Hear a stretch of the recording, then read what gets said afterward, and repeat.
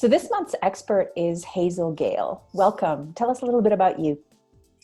So my background is in sport. I was competing as a kickboxer and boxer for about a decade. And these days I'm a therapist and I'm the author of a book called The Mind Monster Solution, which is about self-sabotage and how to overcome our feelings of not being good enough and all of the destructive habits that can grow out of that. Like most people who've written a book like this, mine's based on personal experience.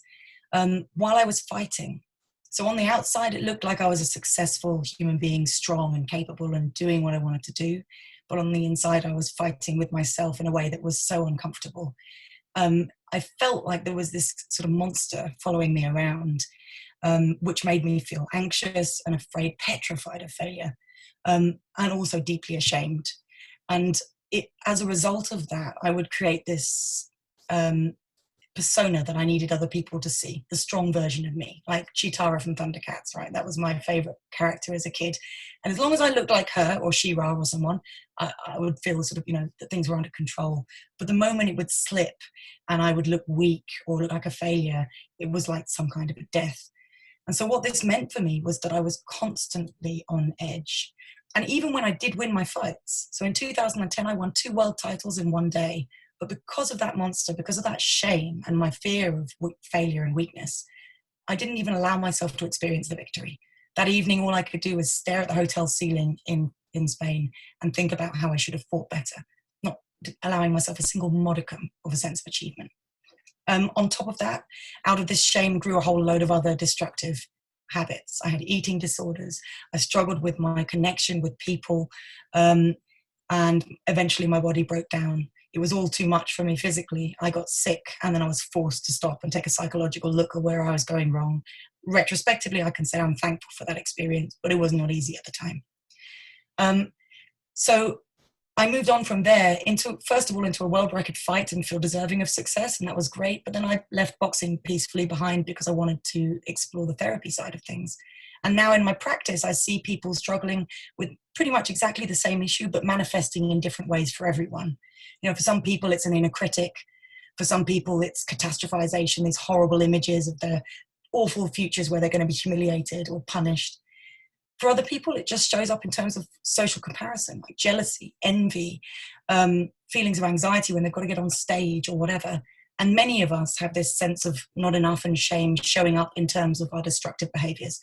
Coping mechanisms like comfort eating, binge drinking, Netflix binging, underperformance, procrastination, etc.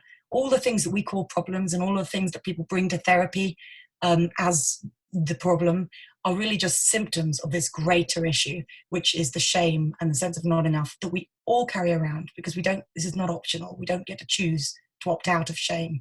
As Brene Brown so brilliantly tells us, we've got 2 options. We either fess up to experiencing shame or we fess up to being a sociopath.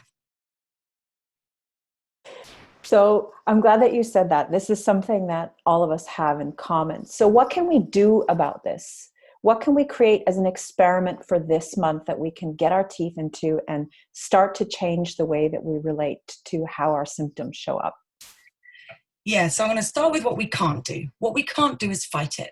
So when we have a part of our personality that's carrying some horrible story, it could just be as simple as I'm not enough, but often it's nuanced, like I'm weak, I'm stupid, I don't fit in, I'm a bad parent. These are our shame triggers. There's some part of the personality that believes this story. And our temptation is to fight it. We either try to numb it out with all of those things I just mentioned, comfort eating, binge drinking, etc., or we try to battle it away with our achievements and aggressive sort of approach. That's what I try to do. These don't work. They make the monster more monstrous. It just battles back. So what we need to do instead is accept it. If we can accept that part of the personality, we can change the behaviors, we can change the stories.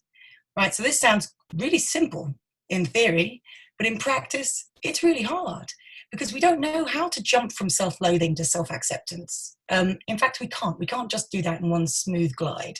We need to do the work in between times. And that work is basically bridging the gap with awareness. Now, this doesn't necessarily mean we need to sit and spend hours using mindfulness meditation every day. You can do it that way. but you can also do it in a more active and creative way, and that's my preference. So what we're going to be doing with this month's experiment is building basically a form, a personality and a story around this part of the self that creates the sense of not enough. I call that part the monster, and in my book, The Mind Monster Solution, it's about how to befriend that part so it can become a strength rather than a weakness.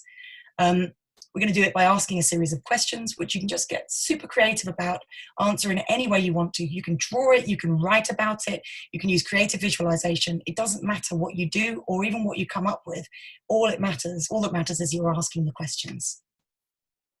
So at the end of this, what we've done is we've built a personality around that stranger, that inner critic that's always prickly and critical. And once we've built that relationship and we've personified or given it some kind of form, we can then start to relate to it in a very different way. That's what I'm hearing you say. Yeah, it's basically a metaphorical means for positive and effective self-communication. Build a space between you and this problematic part, then you can teach it new belief systems and new behaviors, and you can take control of all the stuff that used to look like the problem but was only ever a symptom of it. Brilliant. I can't wait to get started in this month's experiment. Can you show us a copy of your book? Because that's going to be our reading for the month. Yep, here it is. And how people can find you, it will all be in this month's column. So thank you for joining us. I can't wait to get started.